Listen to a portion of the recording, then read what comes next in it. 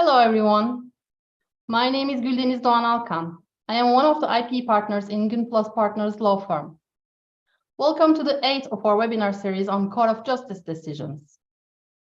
As you may have noticed, this one will be in English. The speakers of today's webinar are Cansu Evren and Ayşenur Çıtak Bozdağ. Hello, everyone. Welcome to our webinar. Welcome to our webinar.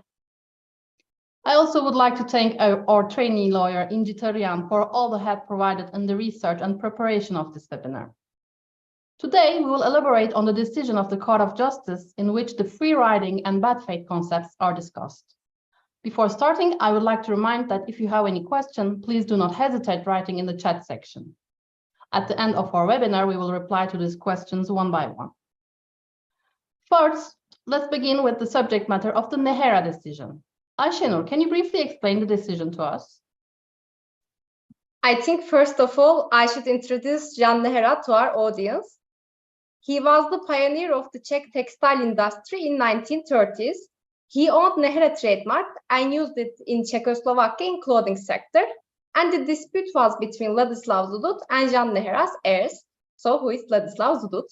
Ladislav Zudut registered the EU trademark Nehera in 2014.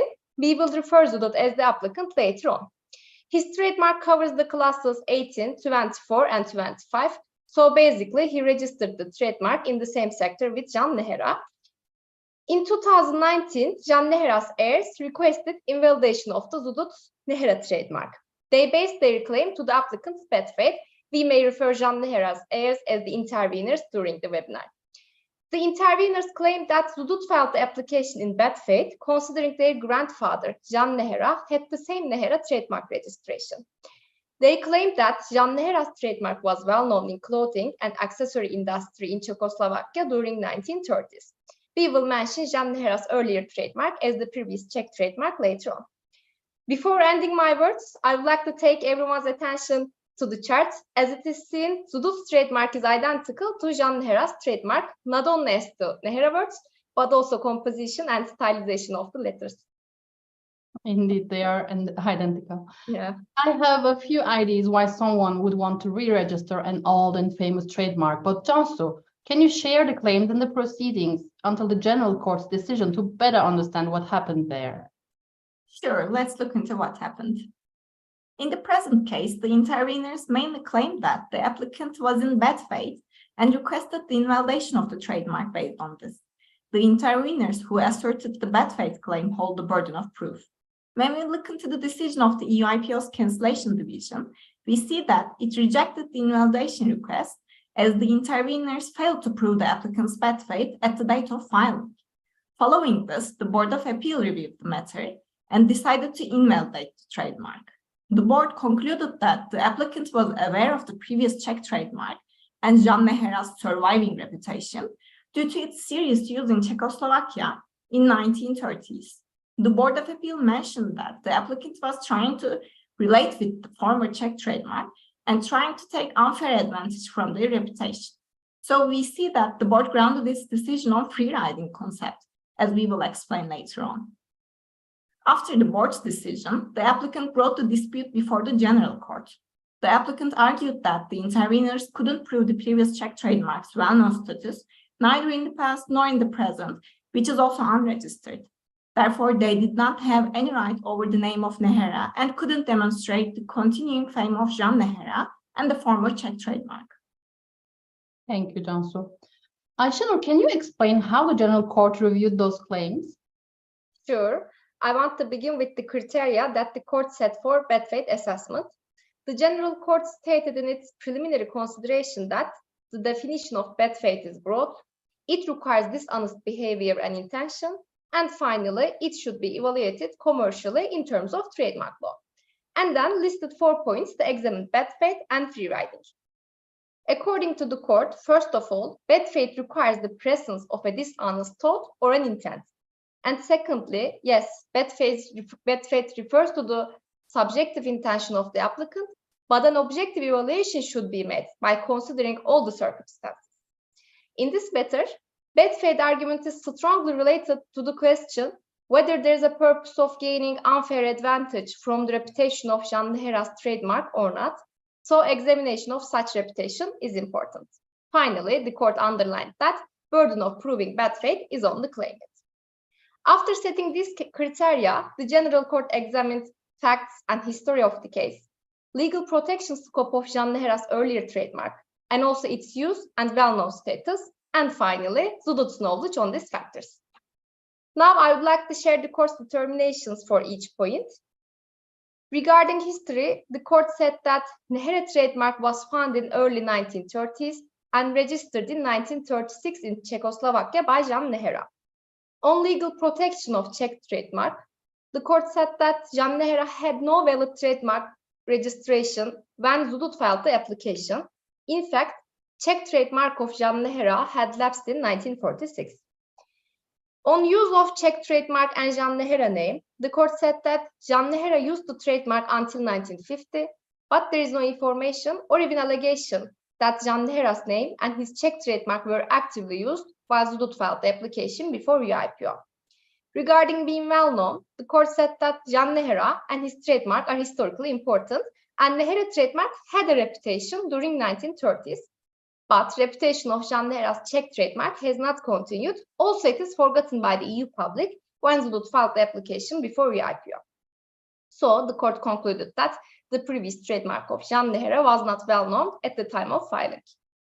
And finally, on Zudut's level of knowledge regarding Can Nehera's name and also reputation existence of his Czech trademark, the court said that Zudut was searching an old, unused, and forgotten brand to use in women's clothing industry, and eventually he decided on the name Nehera. By this way, he aimed to pay homage to the successful days of Czech textile industry in 1930s, and especially to Can Nehera as a symbol of these successful days.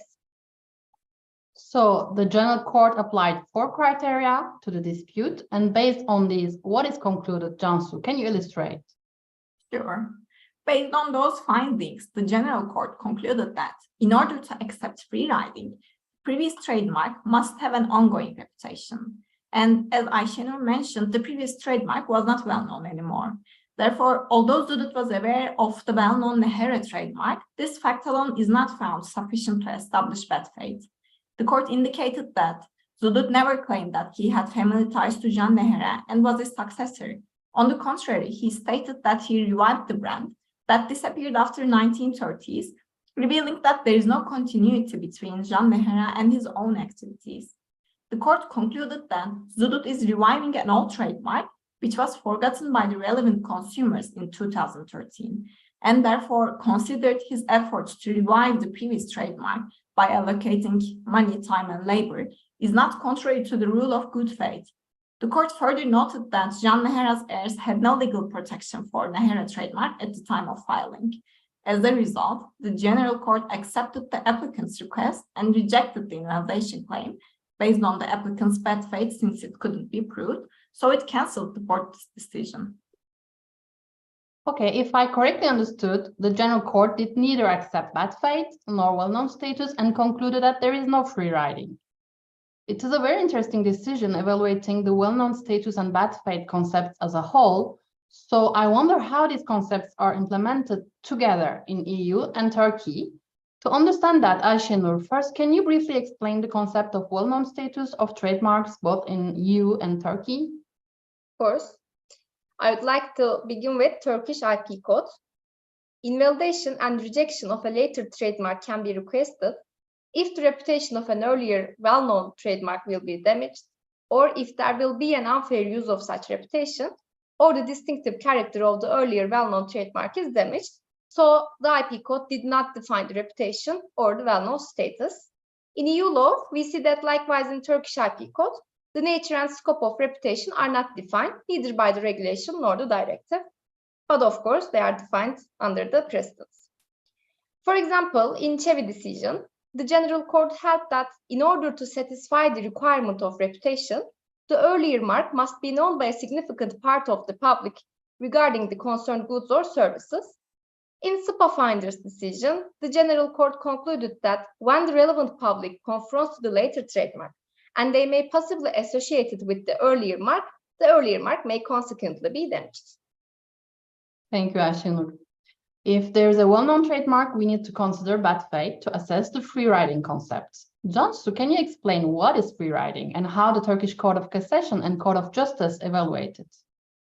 First of all, I want to share a decision of the Court of Cassation from 2021. The court defined taking unfair advantage as the unlawful transfer of the positive image of a well-known trademark to another trademark. The court stated that as a result of transferring the image to the trademark, the advertising value, reputation of the well-known trademark are exploited and unfair advantage is gained. Although it depends on the conditions of each concrete case to determine whether there is an unfair use of a well-known trademark or not, the court examined how well-known the trademark is, how distinctive the trademark is, and whether there's a likelihood of confusion between the trademarks or not. Also, these are the criteria in which the EIPO uses to determine whether there's an unfair use of a well-known trademark or not. Indeed, in the guideline for examination of EU trademarks, FreeRiding is defined as the state of benefiting from the distinctive power, market value, reputation, image, and prestige of a well-known trademark by using a similar or identical trademark. This is considered commercially unacceptable, and it is aimed to prevent unfair advantage from the effort and capital spent by the trademark owner to make the trademark well-known.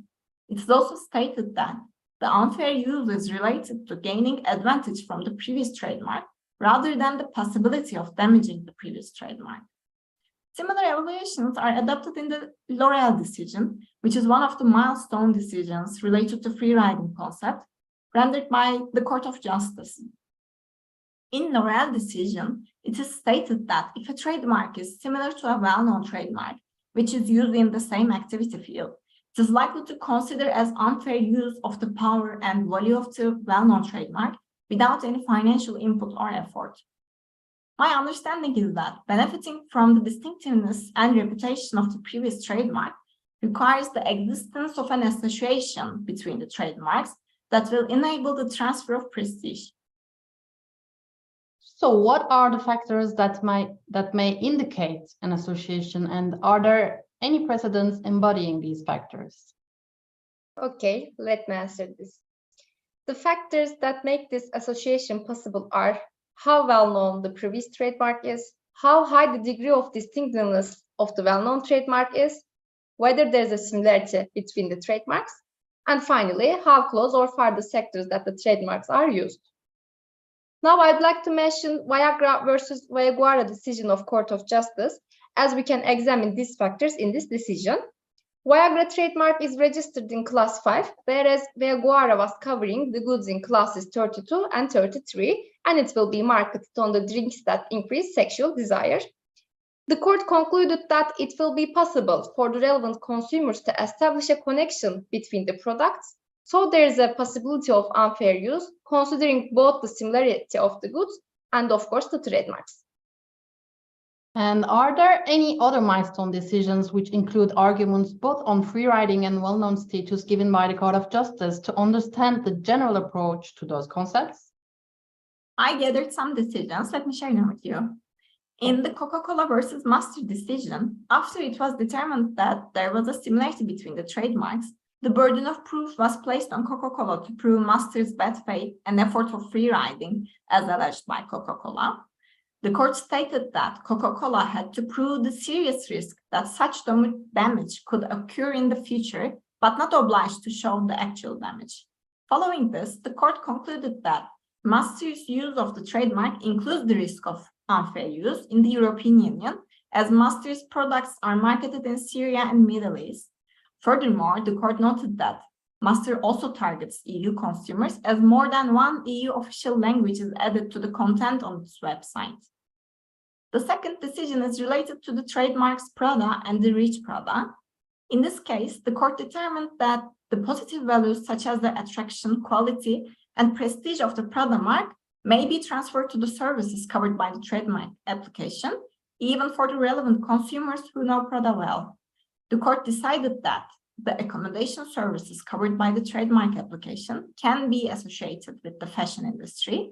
Therefore, it is possible to transfer the image of the well-known Prada mark, and that there is a risk of unfair advantage.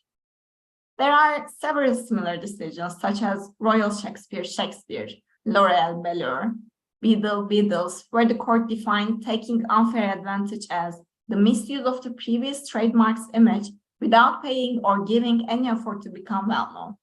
The court concluded in these decisions that if the consumers overlap and if the consumers can link the trademarks, it is possible to conclude for the intention of taking unfair advantage. Okay. I also wondered how Turkish courts apply this concept. Ayşenur, can you give examples from decisions of the Turkish Court of Cassation? Sure, I have several interesting examples to share. In one of the Court of Cassation's decision, Lexus and INL Chocolexus trademarks are compared. In this case, the Court of Cassation determined that the prior well-known trademark, Solexus, is an original expression and the later application includes it. It was not found possible to choose or create this original expression again by any chance. Therefore, it was done for the purpose of FreeRiding. Eventually, the court decided that the application INL Chocolexus was filed in bad faith. In another case, Sheraton's S-Red device and Soiç Hotel trademarks are compared. The Court of Cassation stated that the trademarks cover the same services and Soiç Hotel trademark contains the same form, which is red device circling SH letters. It concluded that Soiç Hotel trademark tries to approach Sheraton's S-Red device trademark and to benefit from its reputation. Similar to these cases, while comparing the trademarks bearing Kale phrase, the Court of Cassation stated Kale is a well-known trademark and choosing it for the same sector shows an intention to take unfair advantage and bad faith. In all three cases, actually, we see that the Court of Cassation evaluated use of a well-known trademark in a similar sector as a bad faith act. However, there is an adverse decision I would like to share. Recently, Court of Cassation rendered a decision stating that registering a similar or a same phrase with a well-known trademark is not solely proof of bad faith and FreeRiding. According to the Court of Cassation, filing a trademark similar to foreign trademarks is not an indicator of bad faith alone due to principle of territorial protection in trademark law. The disputed trademark was Under Armour in this case. I actually really find it hard to agree with this decision. First, Under Armour is a unique and original trademark, like in other three cases I mentioned. Also, the applicant had other filings directly copying the other well-known trademarks, such as Güldeniz and Chamonix.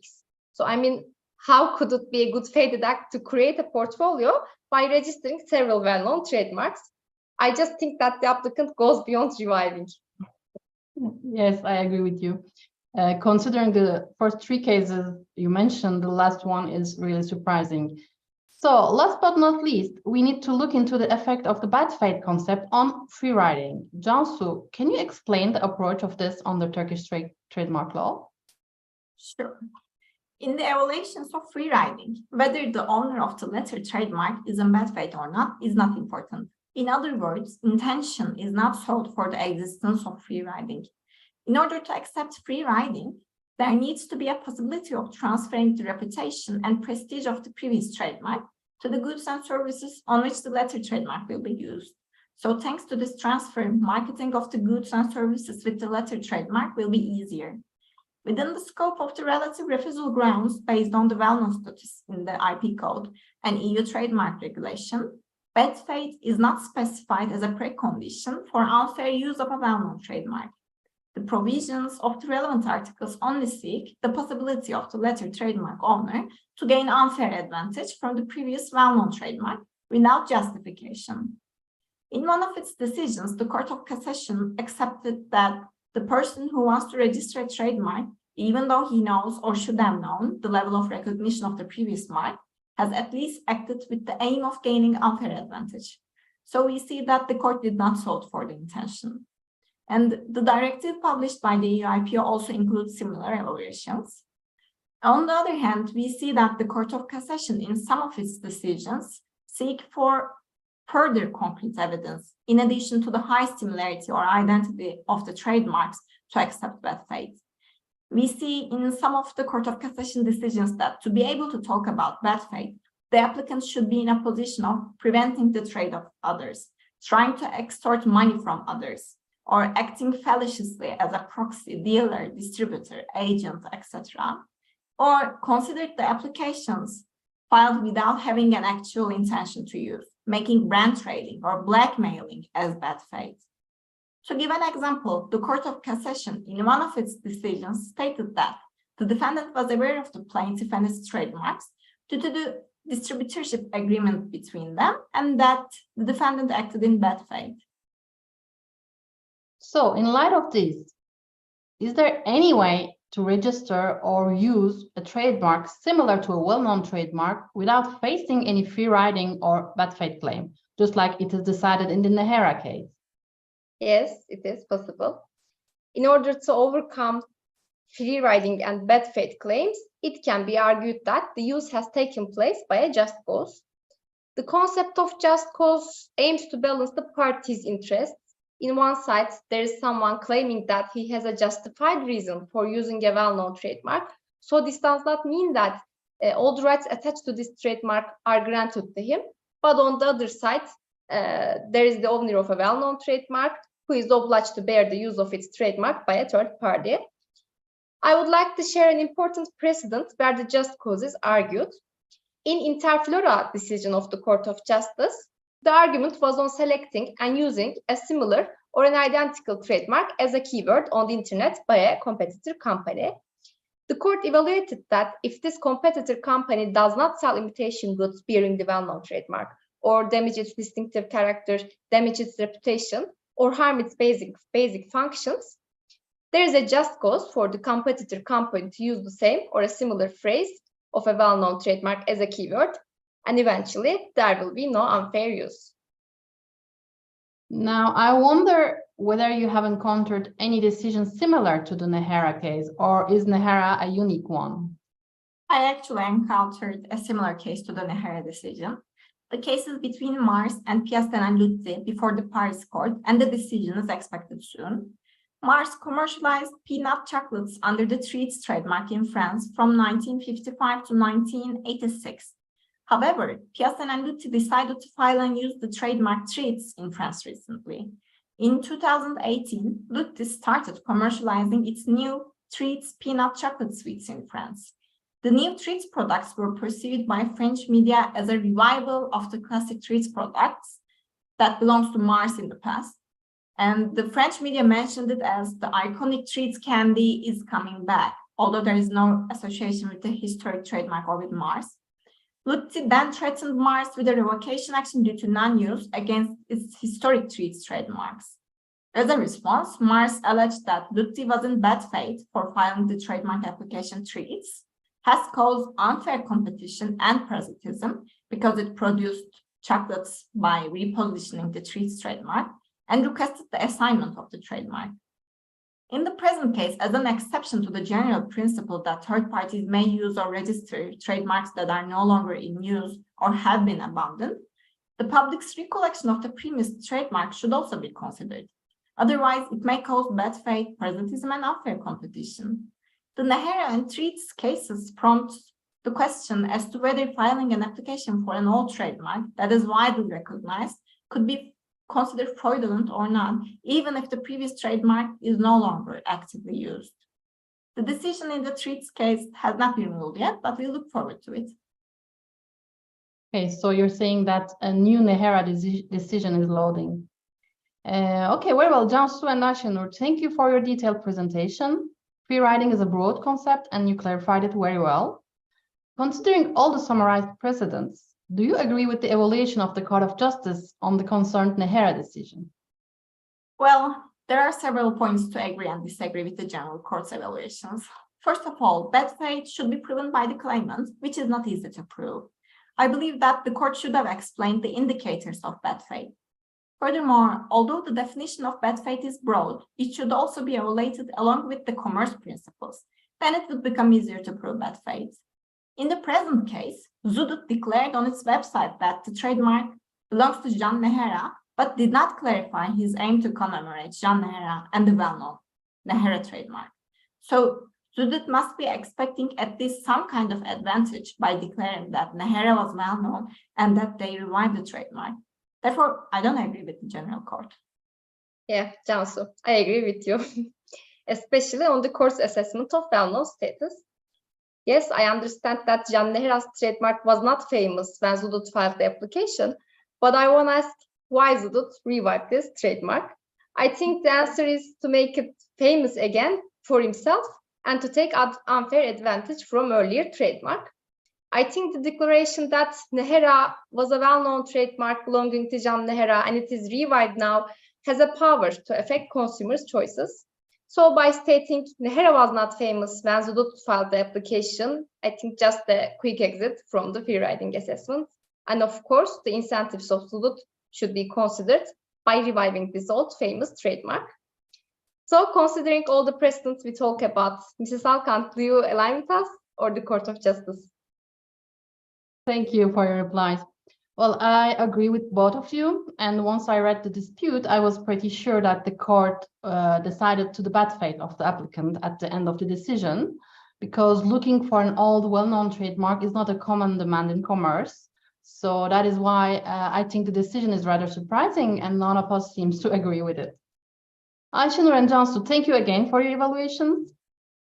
I personally do not have any further queries to you, and I will just check the chat section to see if there is any. No, we do not have any questions or comments from our audience. So I think now it is time to close our webinar.